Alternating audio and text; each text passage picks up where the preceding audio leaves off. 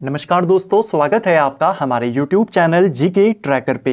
देखिए फ्रेंड्स, आज के वीडियो में हम बात करेंगे जो हमारी एक सीरीज है टॉप जीके एमसीक्यू सीरीज, और इस सीरीज की आज हम 130वीं क्लास यहाँ पर कवर करेंगे। जैसा आप जानते हैं, इस सीरीज में आपको जीके के जो प्रीवियस ईयर क्वेश्चंस होते हैं, एमसीक्यूज होते हैं, वो देखने को मिलते हैं। और ये क्वेश्चन न सिर्फ क्वेश्चन आंसर के रूप में होते हैं, बल्कि पूरी डिटेल के साथ हम इनको यहां पर एक्सप्लेन करते हैं, ताकि आपकी प्रैक्टिस के साथ साथ रिवीजन भी अच्छे से हो जाए। एक्स्ट्रा फैक्ट के माध्यम से आपका कॉन्सेप्ट भी क्लियर यहां पर हो जाए। अगर आपने इस सीरीज की प्रीवियस क्लासेस को नहीं देखा है, आप उनको प्लेलिस्ट में जाके देख सकते हैं। इस सीरीज में अभी तक हमने टोटल 2500 से ज्यादा एमसीक्यूज को कवर कर लिया है। कुछ ही दिन पहले हमने इस सीरीज के जो शुरुआती 500 क्वेश्चंस हैं, उनकी एक मास्टर वीडियो चैनल पर अपलोड करी है, जिसके माध्यम से आप शुरुआती 500 क्वेश्चंस का रिवीजन एक वीडियो के माध्यम से कर सकते हैं। अगर आपने उसे भी नहीं देखा है तो उसे भी आप प्लेलिस्ट में मास्टर वीडियो के नाम से जो प्लेलिस्ट है वहां से कवर कर सकते हैं। तो चलिए दोस्तों, आज की क्लास को शुरू करते हैं। आज का हमारा पहला क्वेश्चन है, निम्नलिखित कथनों में से सही कथन कौन सा है? तो चलिए देखते हैं इनमें से कौन सा वाला सही है। पहला दिया है, क्षुद्र ग्रह सूर्य की परिक्रमा करने वाले अलग अलग आकार के चट्टानी मलबे होते हैं। तो पहला वाला पॉइंट आपका सही है। जो एस्टेरॉइड होते हैं, ये आपके एक चट्टानी मलबे होते हैं, एक प्रकार के, जो सूर्य की परिक्रमा करते हैं। दूसरा, अधिकांश क्षुद्र ग्रह छोटे होते हैं, लेकिन कुछ का व्यास 1000 किलोमीटर जितना बड़ा होता है। तो मैक्सिमम जो क्षुद्र ग्रह होते हैं, एस्टेरॉइड होते हैं, वो छोटे छोटे होते हैं, लेकिन कुछ ऐसे भी हैं जो 1000 किलोमीटर डायमीटर से भी ज्यादा बड़े हैं। ये भी आपका सही है। तीसरा, क्षुद्र ग्रहों की, यहां पर की होगा, क्षुद्र ग्रहों की कक्षा बृहस्पति और शनि की कक्षाओं के बीच में स्थित है। कुछ दिन पहले ही हमने इसको क्लियर किया था, जब हमने आंतरिक ग्रह और बाहरी ग्रहों के बारे में बात करी थी। जो क्षुद्र ग्रह पाए जाते हैं, जो इनकी कक्षा पाई जाती है, वो पाई जाती है मंगल ग्रह और बृहस्पति ग्रह के बीच में। तो बृहस्पति और मंगल होगा यहां पर, ना कि शनि। तो तीसरा वाला आपका गलत है, केवल पहला और दूसरा, ऑप्शन ए इसका सही आंसर हो जाएगा। ठीक है, नेक्स्ट है, निम्न में से किसने मदुरै पर कब्जा किया और मदुरांतक व मदुरै कोंडा की उपाधि धारण करी? तो मदुरै को जीतने वाला और मदुरांतका और मदुरै कोंडा, ये दोनों उपाधियां धारण करी थी चोल शासक परांतक प्रथम ने। चोल वंश को लेकर के, पल्लवों को लेकर के क्वेश्चन बनते रहते हैं। जो परांतक प्रथम है, ये चोल वंश का ही राजा है, और इसको लेकर एक बहुत इंपॉर्टेंट ये फैक्ट आता है कि मदुरै को जीतने वाला चोल शासक कौन था? आप कहेंगे परांतक प्रथम। देखिए, चोल वंश के अगर हम संस्थापक की बात करते हैं, चोल वंश का संस्थापक कौन था? चोल वंश का संस्थापक विजयालय था। विजयालय के बाद, विजयालय शुरुआत में पल्लवों का सामंत था, धीरे धीरे वो एक स्वतंत्र राज्य की स्थापना करता है, लेकिन अभी भी पूरी तरीके से स्वतंत्र नहीं हुआ था विजयालय। क्वेश्चन पेपर में बना है कि चोल पहले किसके सामंत थे? तो आपने याद करना है, पल्लवों के सामंत थे। संस्थापक इस वंश का विजयालय था। इस वंश में विजयालय के बाद जो अगले राजा हुए, प्रमुख राजा, वो थे आदित्य प्रथम। आदित्य प्रथम ने चोल साम्राज्य को पूर्णतः स्वतंत्र किया। तो चोल वंश का पहला स्वतंत्र राजा माना जाता है आदित्य प्रथम को। इसी आदित्य प्रथम के बाद जो राजा हुए वो थे परांतक प्रथम। परांतक प्रथम का जो शासनकाल था वो 907 से लेकर 953 तक था। ठीक है, जो पांड्य नरेश थे उनको इसने पराजित किया और मदुरै के ऊपर इसने अधिकार कर लिया। दो उपाधियां धारण करी, पहली है मदुरांतका, जिसका मतलब होता है मदुरै का विध्वंसक, और दूसरी है मदुरै कोंडा, जिसका मतलब होता है मदुरै पर कब्जा करने वाला। तो ये दोनों उपाधियां परांतक प्रथम की है। इसी परांतक प्रथम को एक राष्ट्रकूट राजा हुए जिनका नाम था कृष्ण तृतीय, और कृष्ण तृतीय ने परांतक प्रथम को पराजित कर दिया था। जिस युद्ध में पराजित किया, उस युद्ध को कहा जाता है तकोल्लम का युद्ध। आपसे पेपर में पूछा गया था, तकोल्लम का युद्ध किस किस के बीच हुआ? राष्ट्रकूटों और चोल वंशों के बीच में। राष्ट्रकूट की तरफ से कृष्ण तृतीय और चोलों की तरफ से परांतक। महत्वपूर्ण घटना इसीलिए है क्योंकि इस युद्ध में परांतक प्रथम पराजित हुआ, और इसी युद्ध के बाद चोल वंश का अवनति काल शुरू हो जाता है। यानी जो चोल काल तेजी से आगे बढ़ रहा था, अब वो नीचे जाना शुरू करता है। और इसी पॉइंट से आपके पास एक क्वेश्चन और बनता है कि चोल शक्ति का दोबारा जीर्णोद्धार किसके काल में हुआ। तब एंट्री होती है राजराज प्रथम की।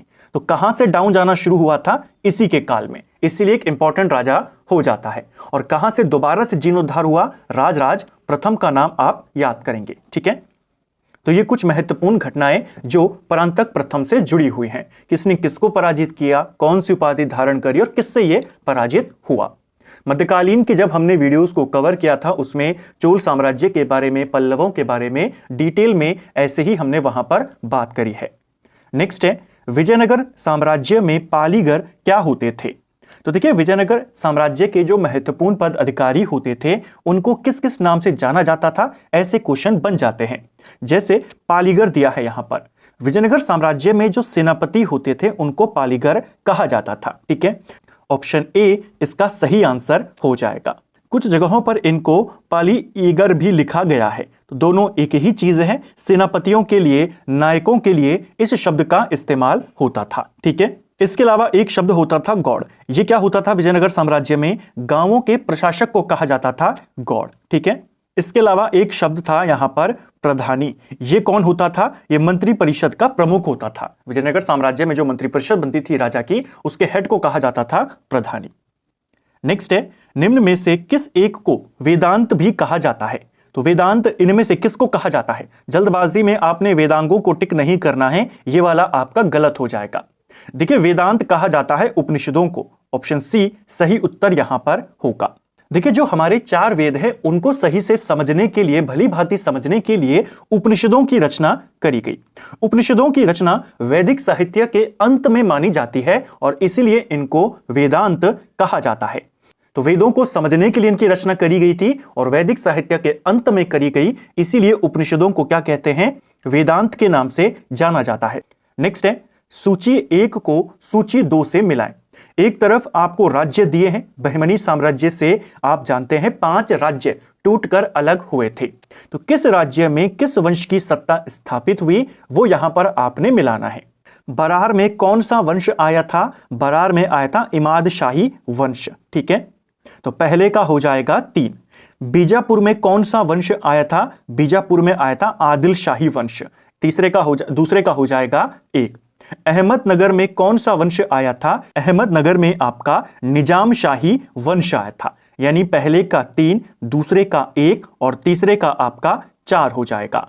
और इसके बाद आता है गोलकुंडा। गोलकुंडा में कुतुब शाही वंश आया था। तो 3 1 4 2 इसका आंसर हो जाएगा। ऑप्शन बी सही उत्तर होगा। क्वेश्चन बन जाते हैं कि बताइए बरार में कौन सा वंश आया? तो अभी हमने देखा बरार में आया था इमाद शाही वंश। इस वंश का जो संस्थापक था वो फतेह उल्लाह खान था। इसके बाद जो बीजापुर था वहां पर आदिल शाही वंश आया, जिसका संस्थापक यूसुफ आदिल शाह था। फिर आता है अहमदनगर, जहां पर निजाम शाही वंश आया, जिसका जो संस्थापक था वो अहमद शाह था। फिर आता है गोलकुंडा, जहां पर कुतुब शाही वंश आया, कुली कुतुब शाह जिसका संस्थापक था। 5वां यहां पर बीदर था। बीदर में बीदर शाही वंश स्थापित होता है। तो ये इनका क्रम है कि किस राज्य में कौन सा वंश स्थापित हुआ।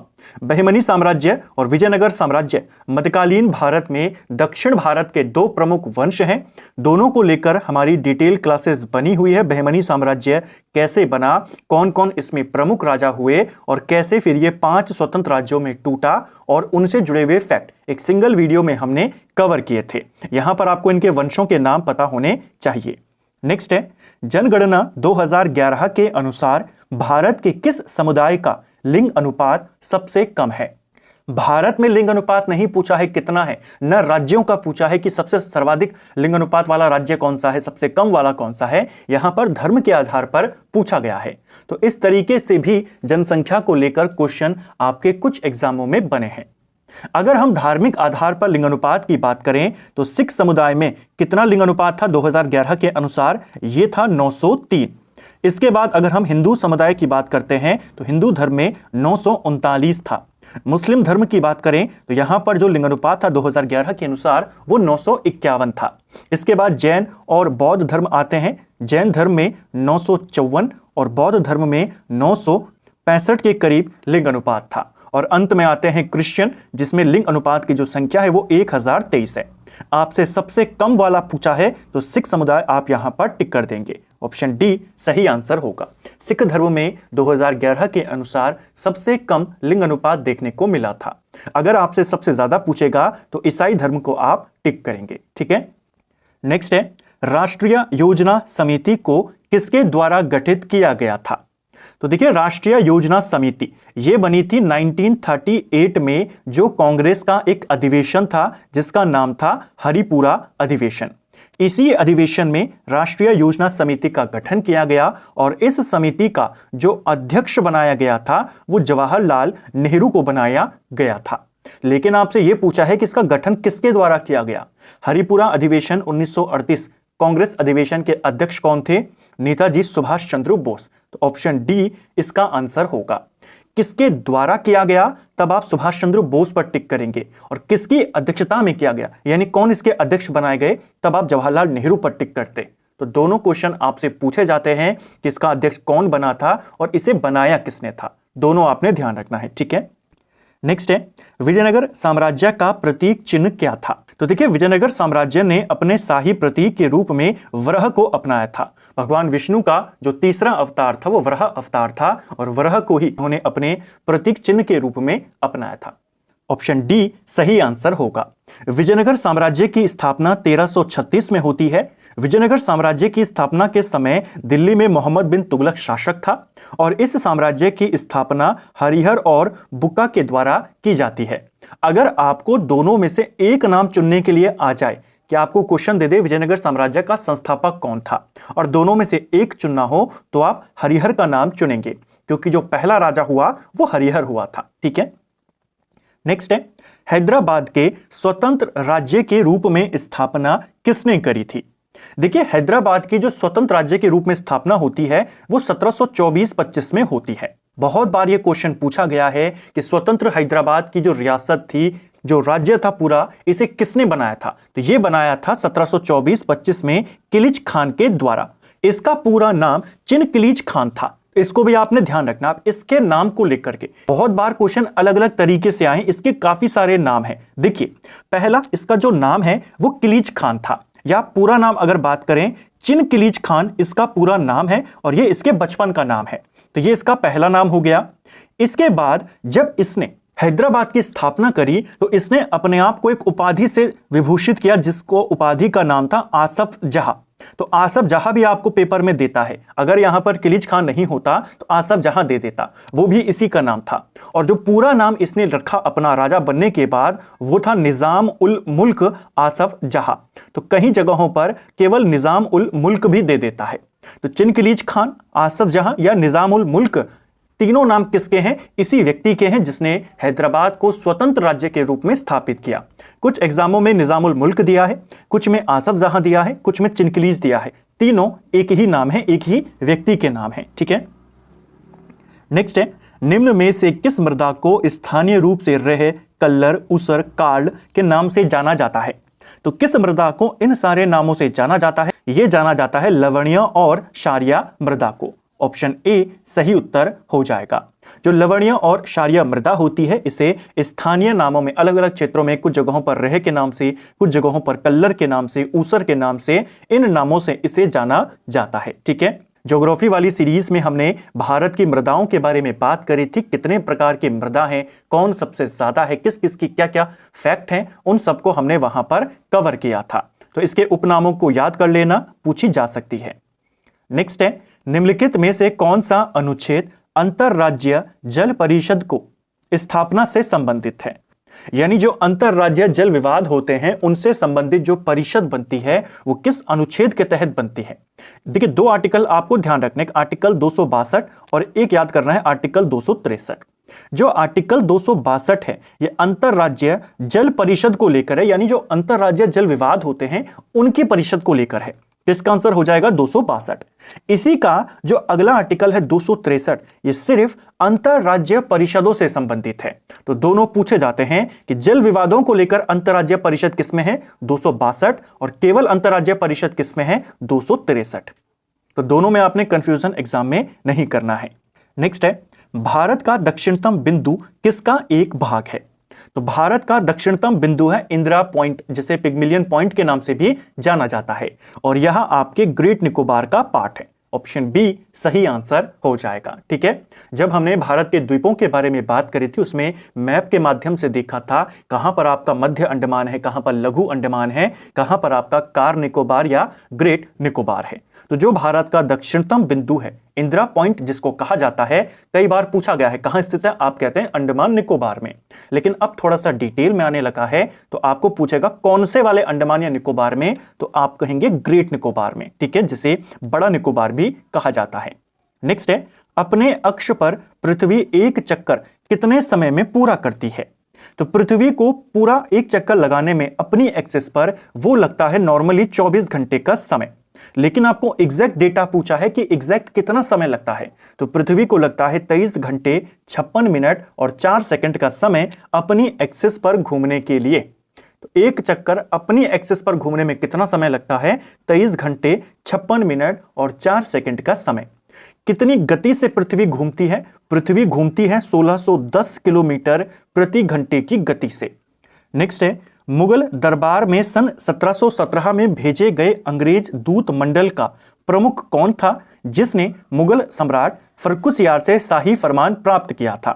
तो देखिए, अंग्रेजों को शाही फरमान मुगलों का कब मिला था? 1717 में मिला था, फर्रुखसियार के द्वारा दिया गया था, और यह जिस दल को दिया गया उसका जो नेतृत्व कर रहा था वो जॉन सरमन कर रहा था। ऑप्शन डी सही उत्तर हो जाएगा। ठीक है, नेक्स्ट है, किसकी मृत्यु पर महात्मा गांधी ने कहा भारतीय सौर मंडल से एक सितारा डूब गया?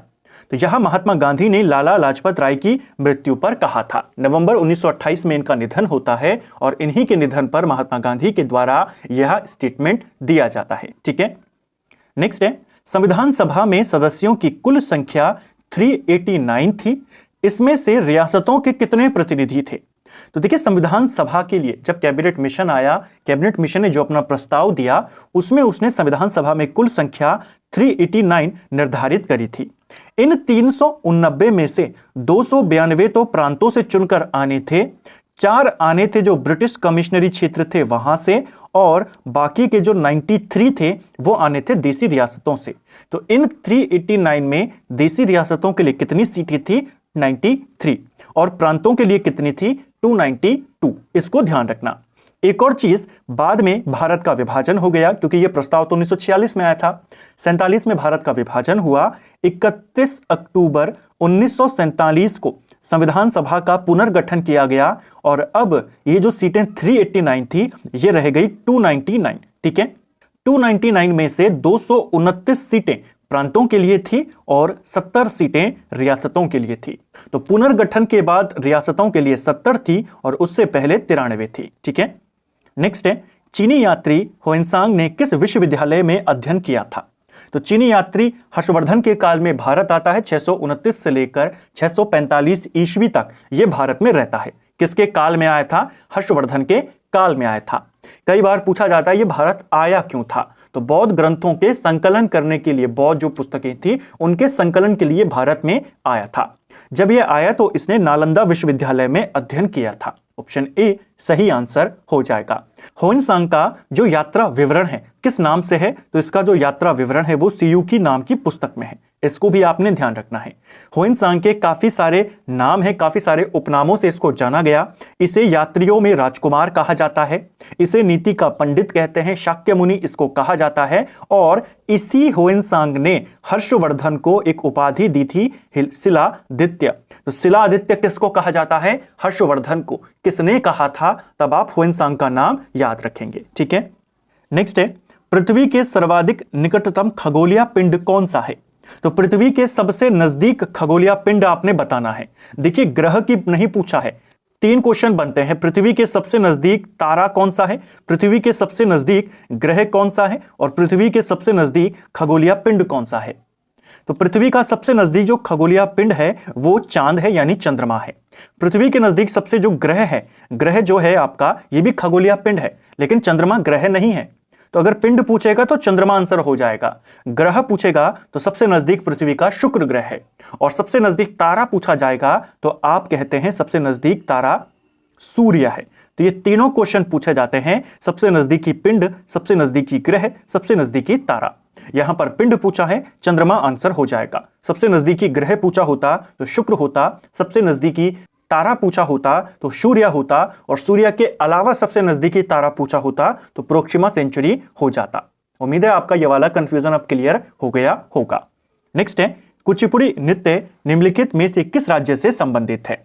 तो कुचिपुड़ी नृत्य जो है आपका, यह आंध्र प्रदेश का लोक नृत्य है। ऑप्शन डी सही आंसर होगा। इसी प्रकार प्रश्न आता है कि भरतनाट्यम किस राज्य से संबंधित है? तमिलनाडु से। कथकली और मोहिनीअट्टम ये किससे संबंधित है? केरल से संबंधित है। और कथक किससे संबंधित है? वो नॉर्थ इंडिया से संबंधित है। ठीक है। नेक्स्ट है, दीवान ए इस्तिहाक नामक पेंशन विभाग की स्थापना किस शासक ने करी थी? तो पहला क्वेश्चन तो यही हो गया, दीवान ए इस्तिहाक किस प्रकार का विभाग था? यह एक पेंशन विभाग था और इसे फिरोज शाह तुगलक ने बनाया था। ऑप्शन डी सही उत्तर हो जाएगा। फिरोज शाह तुगलक ने एक दास विभाग भी बनाया था जिसे दीवान ए बंदगान कहा जाने लगा। इसने एक दान विभाग भी बनाया था जिसे दीवान ए खैराज कहा जाता था। इन दोनों को आपने याद करना है। ठीक है। इसके अलावा एक सैन्य विभाग भी दिल्ली सल्तनत में बना था जिसे दीवान ए अर्ज या दीवान ए आरिज कहा जाता था, उसे बलबन ने बनाया था। और एक वित्त विभाग बना था जिसे दीवान ए मुस्तखराज कहा गया, उसे अलाउद्दीन खिलजी ने बनाया था। और एक कृषि विभाग बनाया गया था दीवान ए कोही के नाम से, उसे मोहम्मद बिन तुगलक ने बनाया था।